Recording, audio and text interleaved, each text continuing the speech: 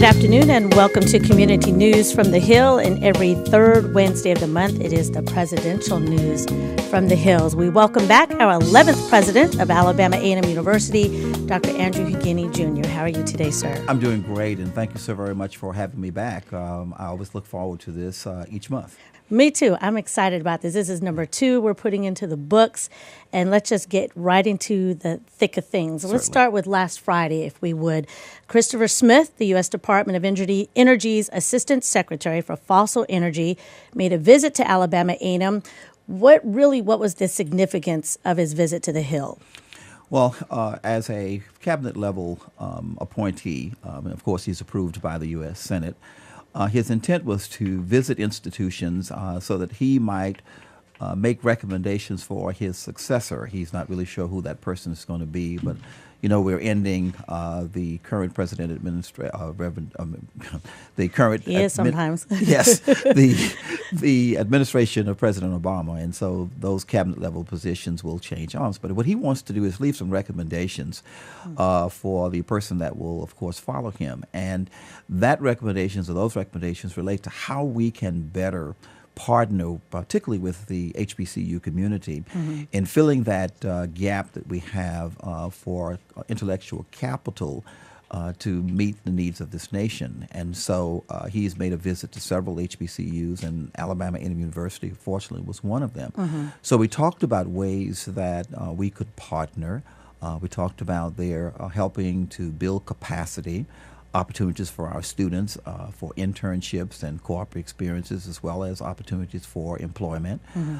Talked about ways that our faculty could be engaged in terms of research, contracts that could be garnered between the U.S. Department of Energy and with Alabama A&M University. And we talked about the excellent students that we have here at the university, those students, particularly in the STEM disciplines, that they would have an interest in. And so the other good thing that was true there is that we had represented not only the Dean of the College of Engineering, Technology, and Physical Sciences, but we also talked about a role for the College of Education, Humanities, and Behavioral Sciences. Because one of the things that has to be true relative to energy and its consumption in this nation is education, so that people understand the need to conserve, the need to look at alternative energy options, and a lot of that involves education. We also talked about the role that the College of Agriculture, Life, and Natural Sciences could play, particularly as it relates to, I know he's in fossil fuel, but there are other alternatives that could be considered as well.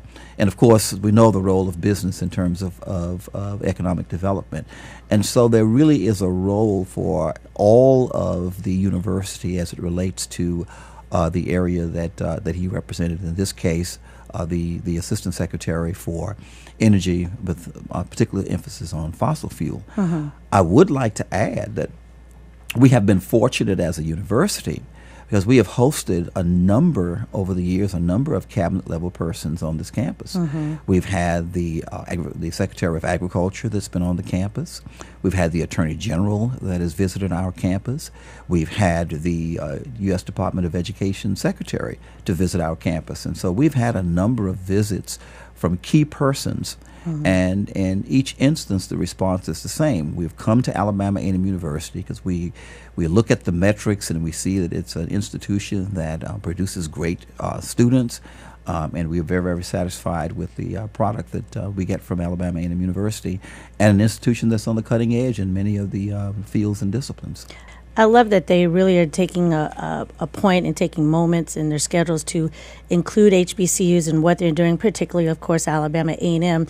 Does that show that the White House initiative on HBCUs is working, and do they really play a role in connecting with that segment of the White House?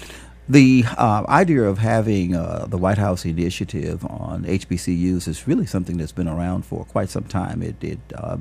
I would probably say the last 3 or 4 administrations have had that as a principal focal point for the HBCUs. And so, yes, they have had, I think, some significant progress. There is still much to be done because one of the things that they focus on is working with each of the agencies and encouraging those agencies to better partner with HBCUs. And if you look at the data, some of the agencies have done better than others. So there's still a role. We commend them for what they have done, but clearly there is much more that needs to be done so that we bridge that gap and provide for the HBCUs. I say to people often when you think about our institutions, and I'm speaking collectively now of the HBCUs, we are the institutions that really try to make a difference in terms of this notion of access and opportunity. That is a very challenging task to take on. And so to do that, we need all of the available resources that we can from all the places that we can. One of the things that I said to Secretary Smith when he was here, I said, if you go back historically and you look at the larger universities, particularly larger land-grant universities, you find that their capacities in building those capacities in the past, they got considerable assistance from the federal government. And so we're just asking long-term that our capacity, that there be an infusion or investment in our institutions so that we too can build capacities to deal with many of the issues that confront our nation. Most definitely, especially so that our students can live up to one of our mottos of start here, go anywhere. We definitely need those resources for them to do that and to continue to move the university forward. I'm talking with Dr. Andrew Hugine, president of Alabama A&M University here on WJAB. It's the presidential news from the Hill, and you can get in on the conversation by calling 256-372-4062 if you have any questions. So please get in on the conversation. And as we talk about corporations and organizations, we had a big partner role with United Way and their campaign. Talk a little bit about the numbers, if you can, and the role that we played with the United Way campaign here in Huntsville. Certainly. This is our second year since I've been here that we have been involved in the United Way campaign. It is a very significant way that Alabama A&M University connects with this community. As I've said on a number of occasions, there are many persons within our community that are in dire need of assistance. And for those of us who have been fortunate and blessed, it is incumbent upon us to share what we have with others who are less fortunate.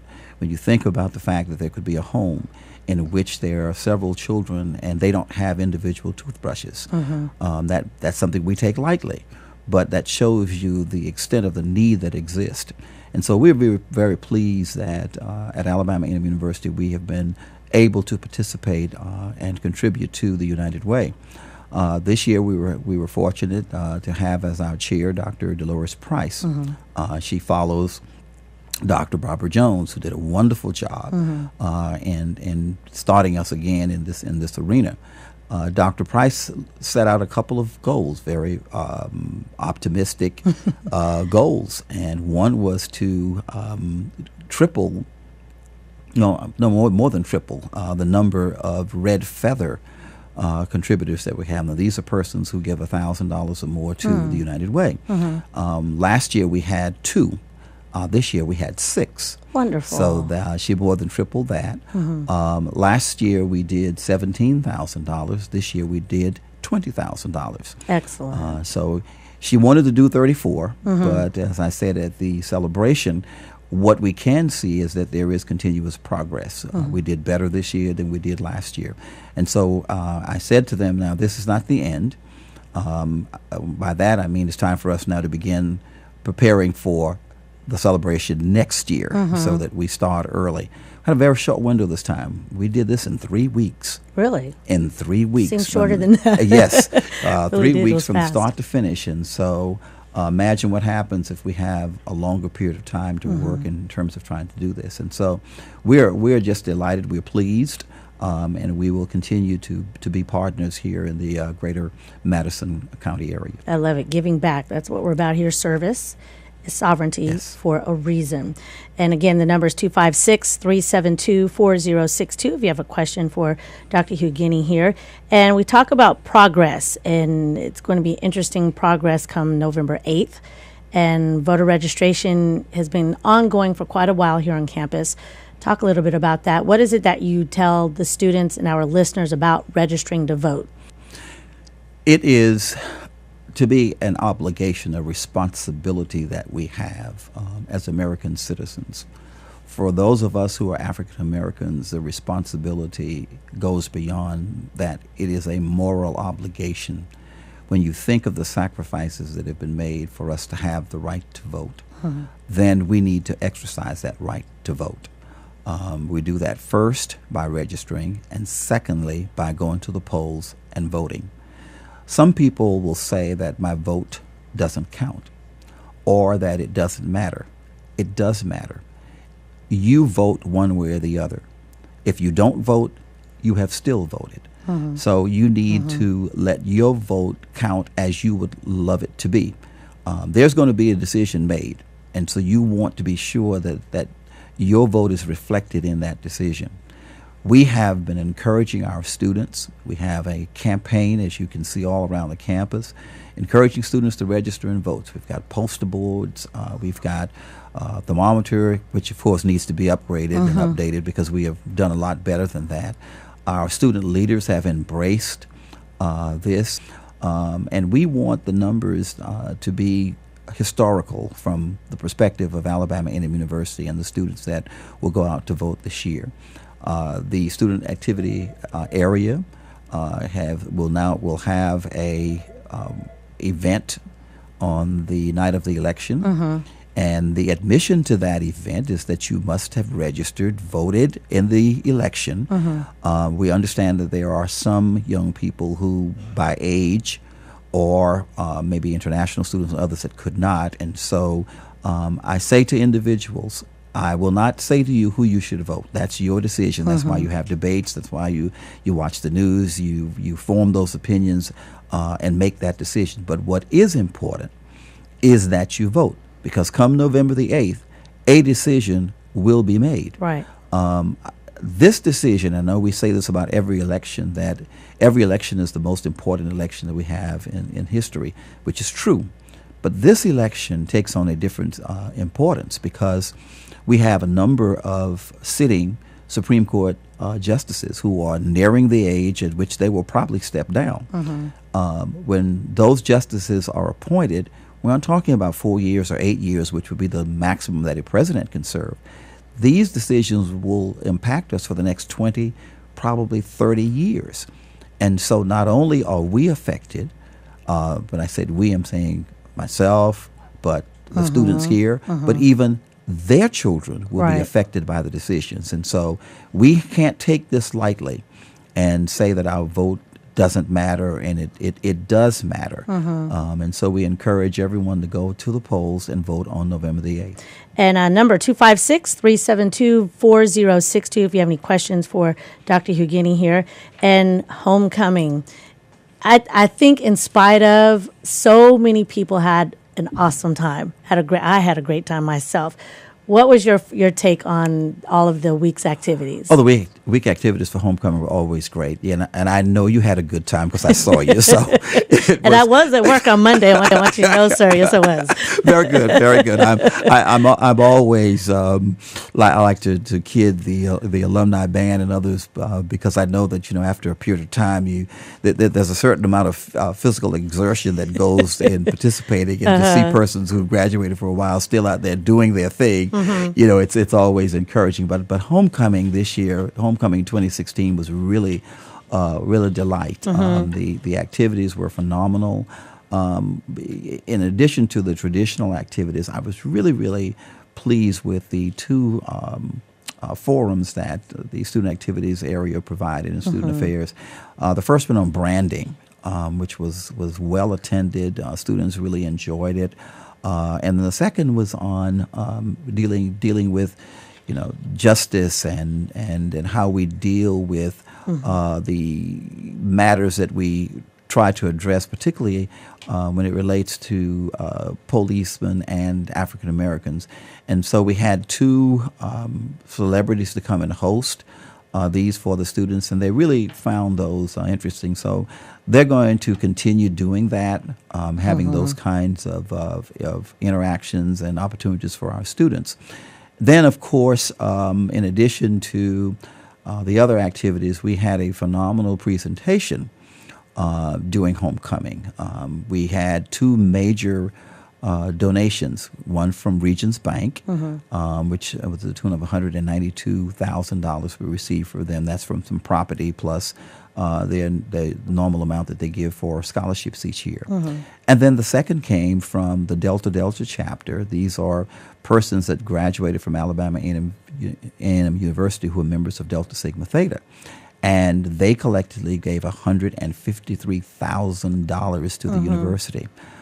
We are researching this to be sure, but I would venture to say there is no other HBCU in the nation where we've had 3 Greek letter organizations to give in excess of $100,000. Wow. The Omegas gave $100,000+, the AKAs gave $100,000+, and now the Deltas have given $153,000. And I was pleased that they made a challenge to the other Greek letter organizations that have not done so.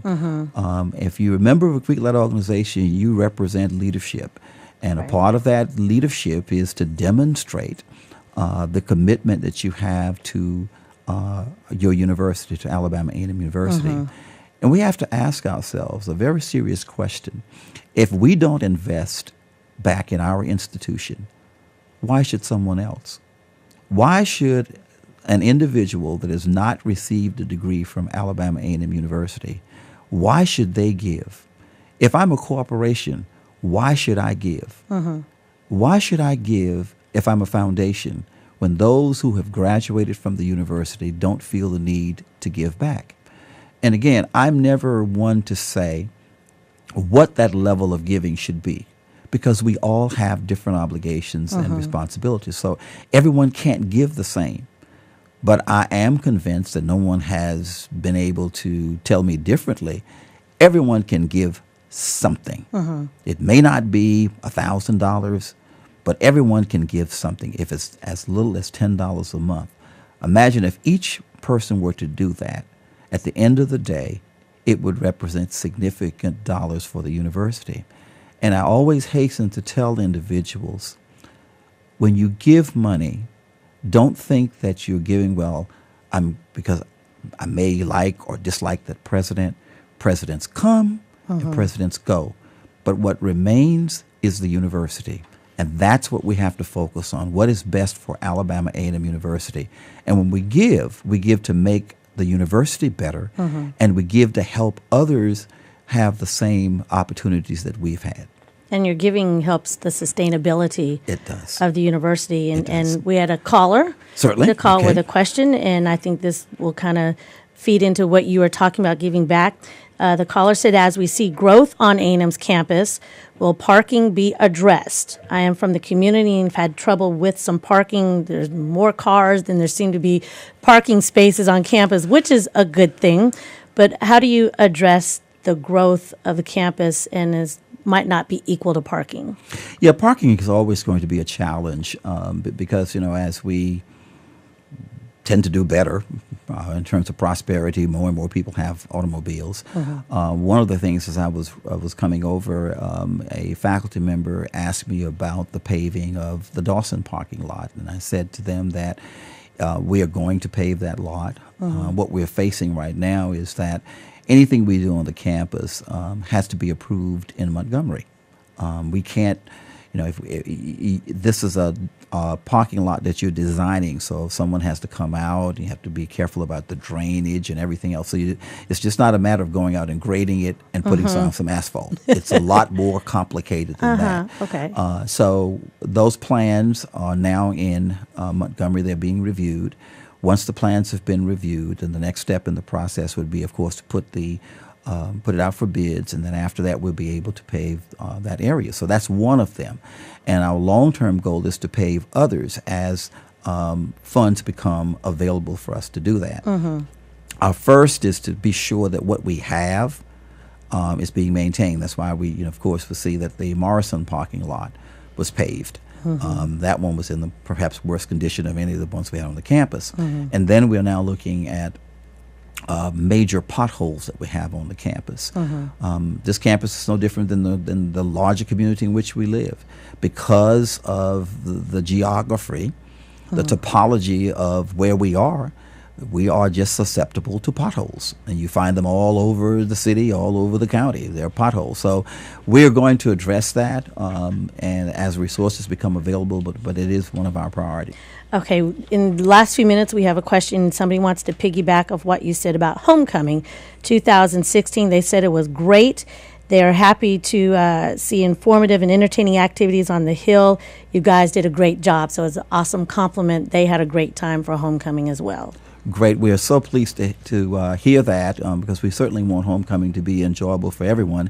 And the next piece in the minute I have left is we have another major event coming up, and that, of course, will be the Magic City Classic, which will take place. And this is a special one this year. This is the Diamond Celebration. This is 75 years, the oldest classic among historically black colleges in the nation, and the largest. They don't give us our props, but we are the largest, and we're the oldest, and we're the best. Right. And so we're looking forward to a grand time in Birmingham again this year as we celebrate 75 years. The ambassador is going to be Ludacris, who will be, of course, performing at the end of the game. And I'm confident and optimistic, given the wonderful victory that we had against the University of Arkansas at Pine Bluff, that we're going to be victorious in Legion Field at the Magic City Classic. So we look to see all of you there. And again, go Bulldogs. Most definitely. And again, that's on the 29th. WJAB will bring you all of the action with the pregame show at 2:30, and kickoff time is 3 p.m. And I know we will see you on the field waving and cheering because you know we won. That's correct. That is correct. Well, thank you so very much, Dr. Hugine, our 11th president here at Alabama A&M University. And we will do this again next month. Well, it might be Thanksgiving, so we'll have to look at the calendar. Yeah, look at the calendar. We'll look at the calendar, but we will do this again. And thank you all that called. We want you to be a part of this conversation. You are a part of our Bulldog Nation.